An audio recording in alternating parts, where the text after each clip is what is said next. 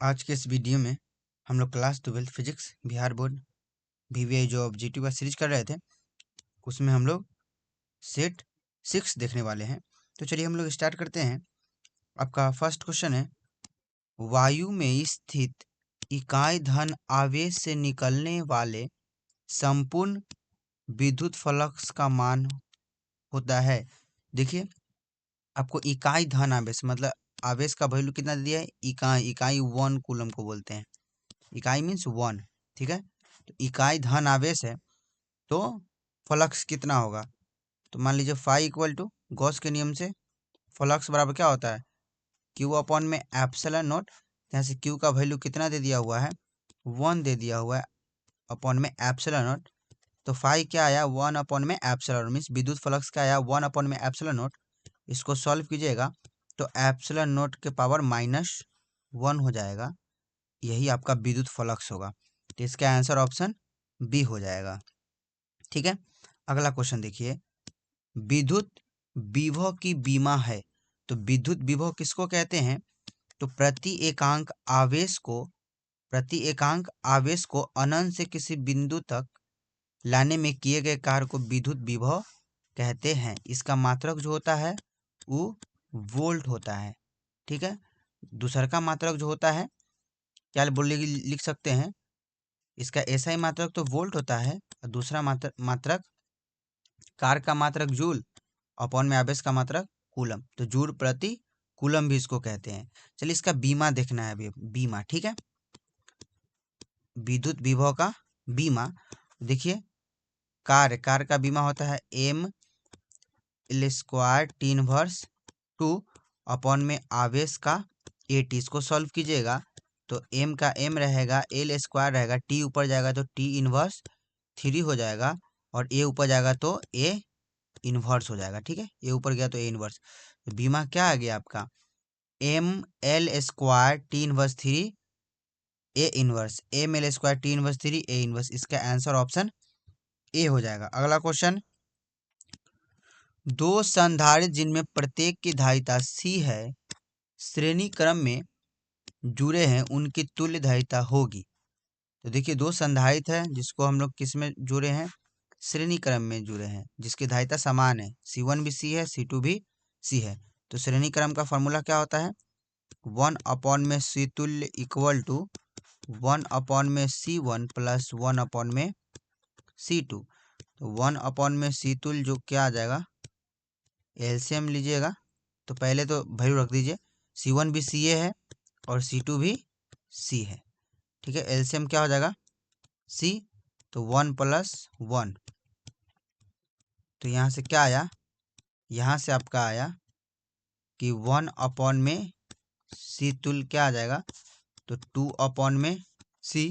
आपको 1 अपॉन में C तुल्य आया है 2 अपॉन में C, तो यहाँ से C तुल्य क्या आ जाएगा, तो इसको ऊपर भेजिए, 1 को नीचे, तो इसको भी ऊपर भेजना पड़ेगा, तो C ऊपर जाएगा 2 नीचे आ जाएगा, तो C/2 इसका आंसर ऑप्शन C हो जाएगा, ठीक है। अगला क्वेश्चन देखिए, तांबा का कार्य फलन होता है। तो तांबा का कार्य फलन जो इलेक्ट्रॉन वोल्ट में होता है, कुछ ही होता है, लगभग तांबा का जो कार्य फलन होता है वो 4.5 इलेक्ट्रॉन वोल्ट से 4.7 इलेक्ट्रॉन वोल्ट के बीच होता है। तो इसका आंसर ऑप्शन ए हो जाएगा, ठीक है। अगला क्वेश्चन, प्रतिरोधकता का मात्रक है।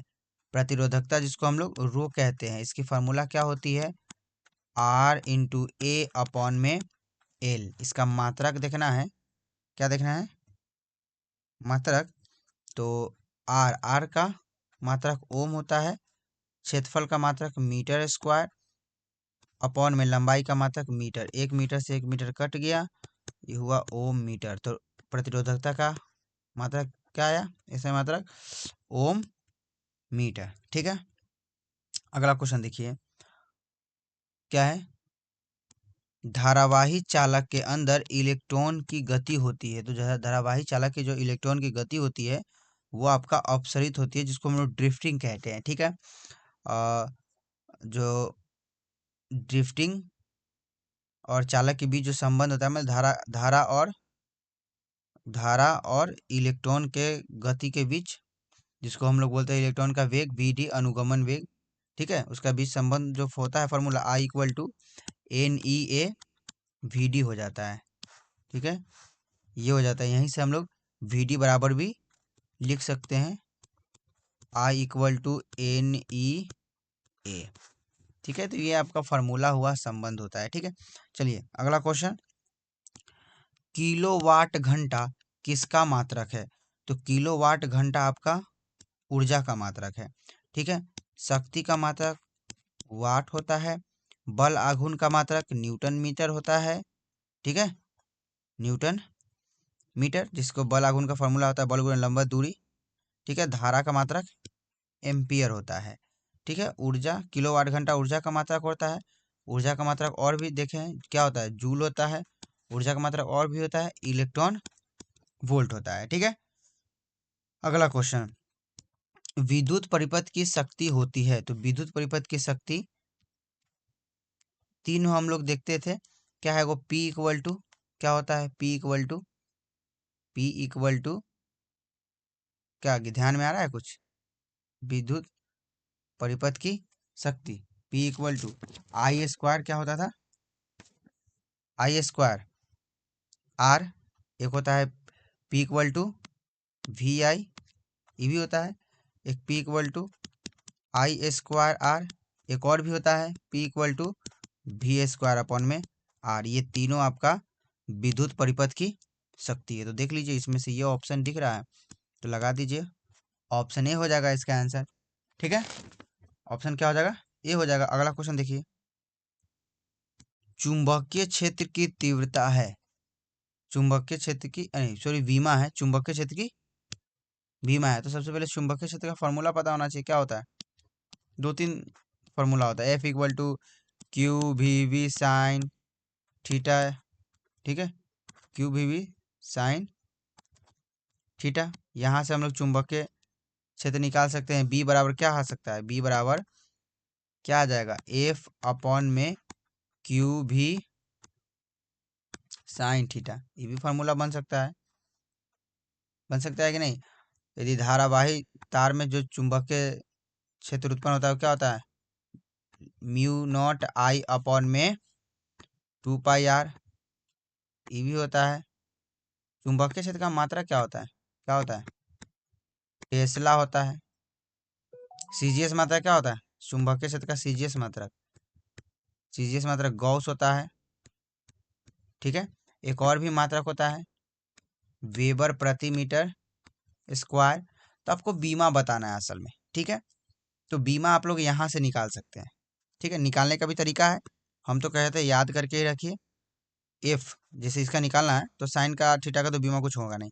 एफ का बीमा जो बल का बीमा क्या होता है, M L T inverse two. आवेश का बीमा क्या हो जाएगा, ए टी, ठीक है। और यहाँ पे भी वेग का बीमा क्या हो जाएगा, वेग का एल टी इनवर्स। इसी को आप सॉल्व कीजिएगा, क्या आ जाएगा, एम एल ऊपर जाएगा तो एल तो कुछ नहीं रहेगा, एल ऊपर जाएगा तो एल जीरो हो जाएगा, और टी -1 है और टी ऊपर चला जाएगा एक, तो एक ई क्या हो जाएगा, सीधा टी इनवर्स बचेगा। देखिए पहले पहले देख लीजिए यहाँ पे एक बात, कि यहाँ पे एक क्या है, टी है और टी इनवर्स है, तो ये तो कट गया यहीं से, तो सीधा सीधा बचेगा टी इनवर्स 2 बचेगा, और ये ऊपर जाएगा तो ए इनवर्स। देख लीजिए इस ऑप्शन के हिसाब से कौन सा हो जाएगा आंसर, तो M L zero T inverse two A inverse, ठीक है। याद ही करके रखिएगा इसको, ठीक है, एग्जाम में सहूलियत मिलेगी। चलिए अगला क्वेश्चन देखिए, लेंज का नियम किस संरक्षण के सिद्धांत का परिणाम है, ठीक है। तो लेंज का नियम किस संरक्षण के सिद्धांत को पालन करता है, तो ये आपका ऊर्जा संरक्षण के सिद्धांत को पालन करता है, ठीक है, समझ रहे हैं।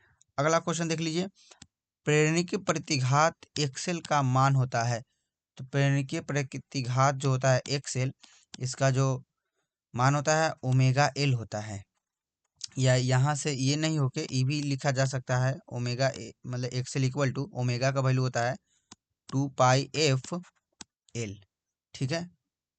तो इसका आंसर कौन हो जाएगा, इसका 2 पाई एफ एल, ऑप्शन ए हो जाएगा। ठीक है, तो यहाँ से आप संधातीय प्रतिघात भी निकाल सकते हैं 1/में ओमेगा सी, या इसको ऐसे भी लिखा जा सकता है 1/में ओमेगा को 2πf c। ठीक है, ये सब लिखा जा सकता है, ये ध्यान में रखिएगा। चलिए अगला क्वेश्चन, प्रत्यावर्ती धारा का शिखर मान I0 है तो इसका वर्ग माध्य मूल मान होगा। तो वर्ग माध्य मूल मान IRMS का जो फॉर्मूला होता है I0/√2 होता है। ठीक है, प्रत्यावर्ती वोल्टता का वर्ग माध्य मूल मान जो होता है VRMS, ये क्या हो जाएगा V0/√2 हो जाएगा। ठीक है, तो इसका तो आंसर हो जाएगा क्या, I0/√2, ऑप्शन ए हो जाएगा। ठीक है, अगला क्वेश्चन, निर्वात में विद्युत चुंबकीय तरंगों की चाल का सूत्र है। तो निर्वात में जो विद्युत चुंबकीय तरंग की जो चाल होती है C =1/√μ0 होती है। इसका आंसर ऑप्शन ए हो जाएगा। और ये है जो इसका जो वैल्यू कितना होती है, वही प्रकाश की चाल के बराबर 3 × 10⁸ मीटर पर सेकेंड।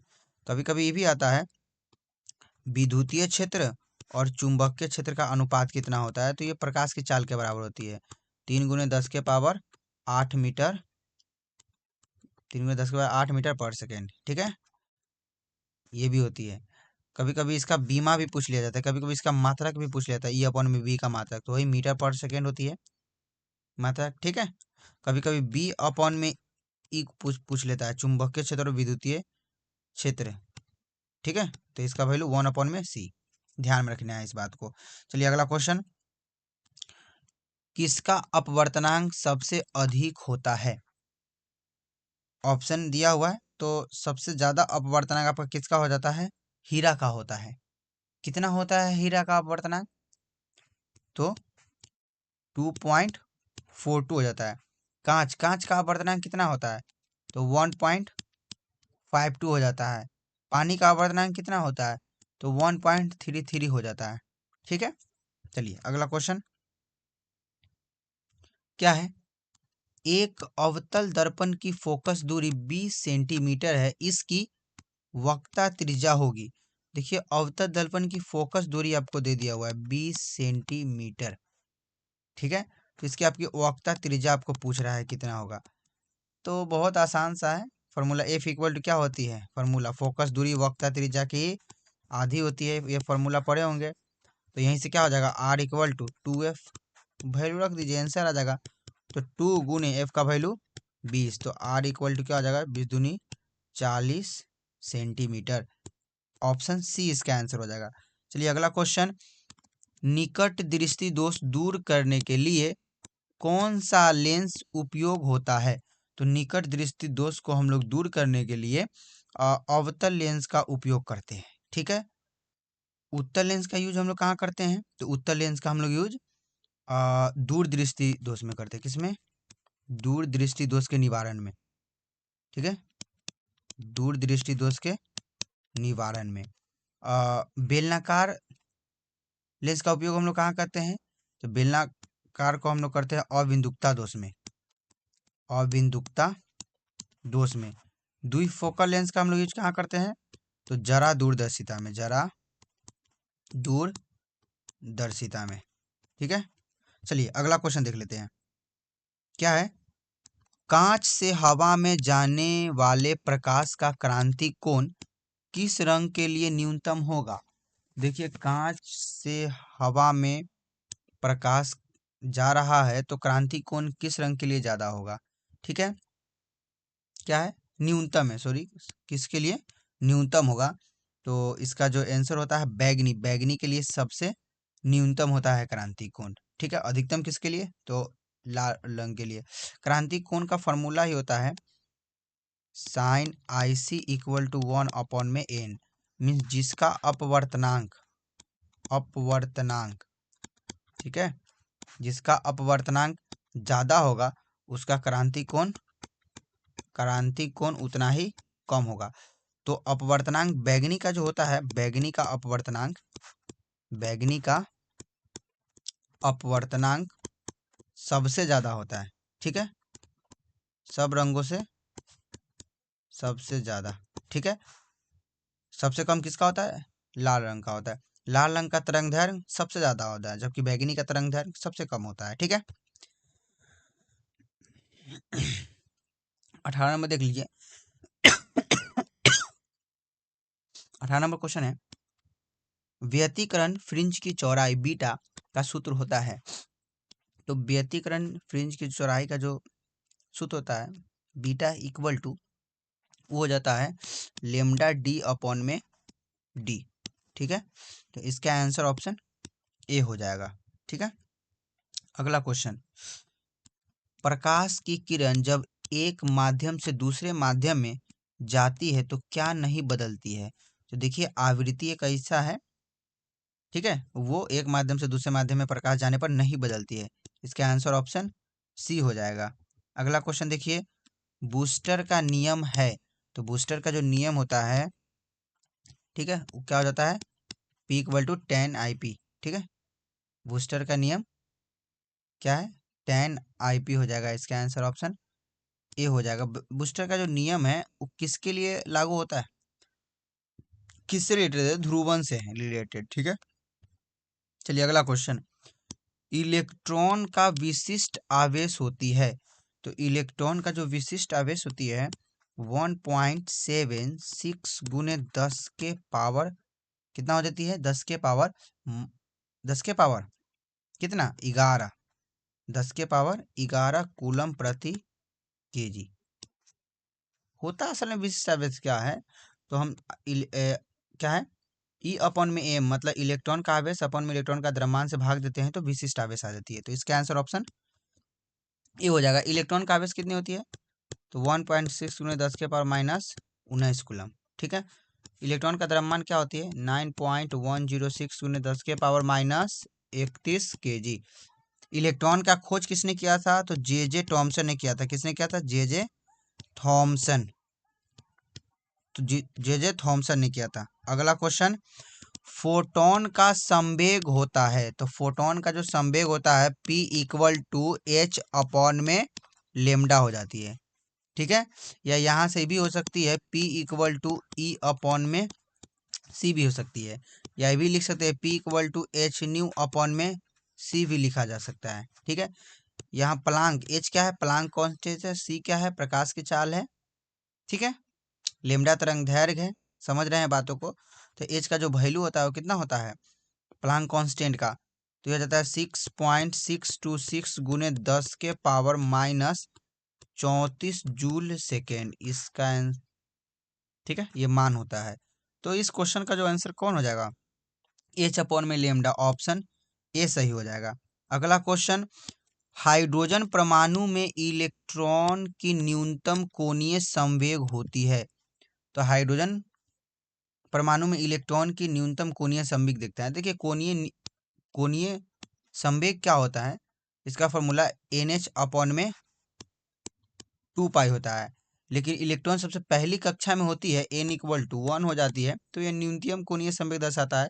तो n के जगह पे 1 डालते हैं तो H अपॉन में 2 पाई हो जाएगा। ठीक है, तो इसका आंसर कौन हो जाएगा? H अपॉन में 2 पाई, ऑप्शन बी हो जाएगा आंसर। ठीक है, अगला क्वेश्चन, परमाणु का नाभिक बना होता है। तो जो परमाणु होता है उसके बीच में नाभिक होता है, उसके चारों तरफ इलेक्ट्रॉन चक्कर लगाता है। तो नाभिक जो होता है वो प्रोटॉन और न्यूट्रॉन से मिलके बना होता है। इलेक्ट्रॉन उसके कक्षा में चक्कर लगाते, तो प्रोटॉन और न्यूट्रॉन से। इसका आंसर ऑप्शन क्या हो जाएगा? बी हो जाएगा। अगला क्वेश्चन, सौर ऊर्जा का कारण है।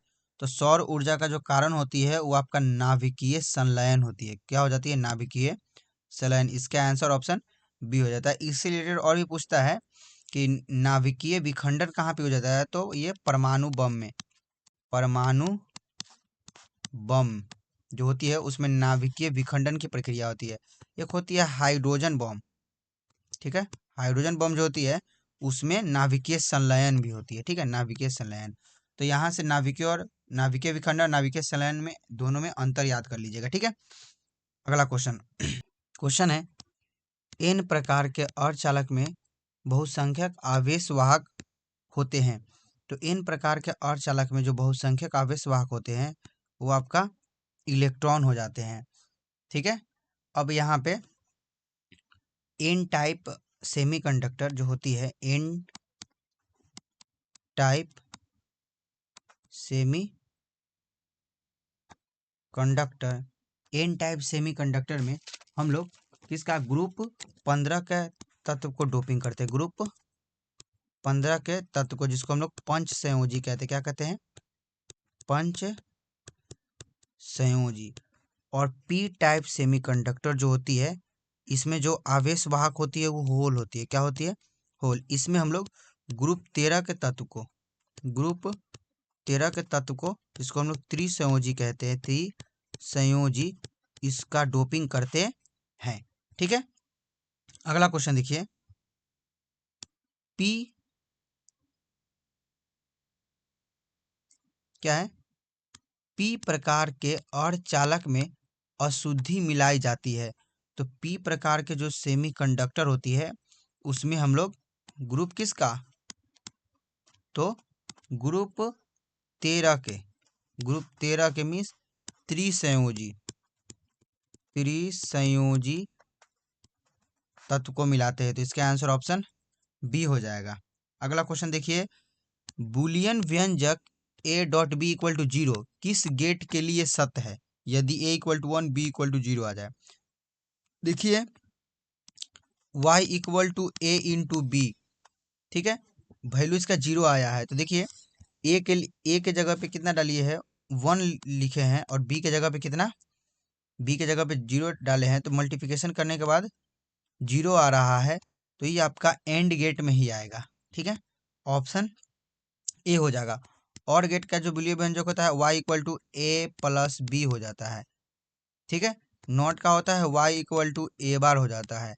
नैंड का जो बुलियन व्यंजक होता है y equal to a into b bar हो जाता है। ठीक है, एक नॉर भी होता है, तो नॉर का बुलियन व्यंजक y equal to a plus b bar हो जाता है। ठीक है, चलिए अगला क्वेश्चन। अर्ध आयु टी हाफ और 6 नियतांक लेमडा में संबंध है। तो अर्ध आयु टी हाफ और 6 नियतांक में जो होती है संबंध 0.693 अपॉन में लेमडा। ठीक है, तो इसका आंसर ऑप्शन क्या हो जाएगा? ए हो जाएगा। अगला क्वेश्चन देखिए। अगला क्वेश्चन, पृथ्वी के किसी स्थान पर एक टीवी टावर की ऊंचाई 245 मीटर है, इसकी अधिकतम परास होगी। तो आपको दे दिया हुआ है टीवी टावर की ऊंचाई, कितना दे दिया हुआ है? तो आपको एच दे दिया हुआ है 245 मीटर। और आप जानते होइएगा कि जो पृथ्वी की जो त्रिज्या होती है वो कितना होती है? 6400 किलोमीटर। ठीक है, इसको मीटर में बदलिएगा, कितना आ जाएगा? 64, ये इस पे 3 गो 0 लगा दीजिए, तो ये आपका किस में आ गया? मीटर में आ गया। इतना मीटर होती है। तो यही कितनी परास होगी? तो डी बराबर जो परास बराबर जो फार्मूला होती है √2HR हो जाती है। डी का डी रहने देते हैं, 2 इंटू एच के जगह पे वही टावर की ऊंचाई 245 और त्रिज्या के जगह पे रख दीजिए। ठीक है, ये आपका हो गया। देखिए यहाँ से क्या निकलेगा, निकालिएगा।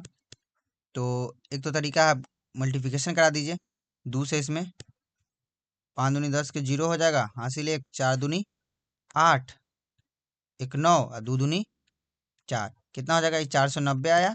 और इधर कितना बच गया? 64, 1 2 3 4 5। तो देखिए डी इक्वल टू आप कैसे लिख सकते हैं? तो इसमें से क्या निकालिएगा इस वाले में से? चलिए एक 0 को उधर भेज दीजिए। ठीक है, तो इसको क्या हो जाएगा? ये 49 रहने दीजिए, ऐसे क्या कीजिए 64 रहने दीजिए। और ये कितना है? 1 2 3 4 5 6, यहाँ पे 10 के पावर 6 कर दीजिए। अब इसको सॉल्व कीजिए। तो रूट में से 49 का जगह पे क्या लिख सकते हैं? रूट से बाहर निकालिएगा 49 को, तो आप 7 लिख सकते हैं। और 8 64 का क्या बाहर निकलेगा? 8 लिख सकते हैं। और 10 के पावर 6 है, तो हम क्या निकाल सकते हैं? क्या निकाल सकते हैं? 10 के पावर 3 निकाल सकते हैं। तो डी इक्वल टू 8 सते 56 गुने 10 के पावर 3 मीटर में आया, इसको किलोमीटर में बदलिए, 10 के पावर 56 यही 10 के पावर 3 को डायरेक्ट लिख लीजिए किलोमीटर, तो 56 किलोमीटर इसका आंसर ऑप्शन बी हो जाएगा। ठीक है, अगला क्वेश्चन देख लीजिए। उत्तल लेंस की क्षमता होती है, तो उत्तल लेंस की जो क्षमता होती है वो आपका कैसा हो जाती है, धनात्मक हो जाती है, धनात्मक। अवतल लेंस की जो क्षमता होती है वो ऋणात्मक हो जाती है। ठीक है, अगला क्वेश्चन, विद्युत चुंबकीय तरंगों की प्रकृति होती है, तो विद्युत चुंबकीय तरंग की जो प्रकृति होती है वो आपका क्या होती है, तो अनुदैर्घ्य होती है। ठीक है, अनुदैर्घ्य, इस बात को ध्यान में रखते हैं। और जो प्रकाश को कणीय प्रकृति के रूप में किसने माना है, तो न्यूटन ने माना है, इस बात को भी ध्यान में रखना है। अगला क्वेश्चन, स्वप्रेरक का मात्रक है, तो स्वप्रेरक का मात्रक जो होता है हेनरी होता है। ठीक है, वेबर आपका किसका हो जाता है, तो विद्युत फ्लक्स का हो जाता है, विद्युत फ्लक्स का। ठीक है, ओम प्रतिरोध का मात्रक हो जाता है, गॉस सीजीएस मात्रक होता है किसका, चुंबकीय क्षेत्र का हो जाता है। चलिए अगला क्वेश्चन, अल्फा कण पर आवेश होता है, तो अल्फा कण जो होती है वो हीलियम के नाभिक के समान होती है, हीलियम के समान होती है। तो हीलियम में 2 प्रोटॉन होती है इसके नाभिक में, तो कहने का मतलब एक प्रोटॉन का जो आवेश होता है 1.6 गुना 10 के पावर -19 कूलम होती है, इसी में 2 से गुना करा दीजिए, तो यहाँ पे 2 इलेक्ट्रॉन भी लिखा जा सकता है, इसका आंसर ऑप्शन बी हो जाएगा। अगला क्वेश्चन, नॉट गेट के लिए सही संकेत है, तो नॉट गेट का सही संकेत हम बता ही देते हैं, मूल गेट कितने, मूल गेट 3 होते हैं, एक होती है और, एक होती है एंड, एक होती है नॉट। ठीक है, और गेट का जो बूलियन व्यंजक होता है y equal to a plus b हो जाता है, इसका फिगर इस प्रकार का होता है। ठीक है, इस प्रकार का, ये a है, ये b है, ये y equal to a plus b है, इसको बोलते हैं इनपुट, इधर से ये आउटपुट आता है।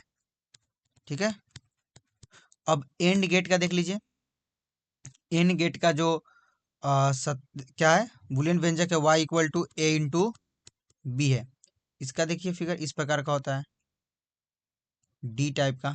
ठीक है, इधर से a भेजते हैं, इधर से b भेजते हैं, यहाँ निकलता है a equal to y into y equal to a into B.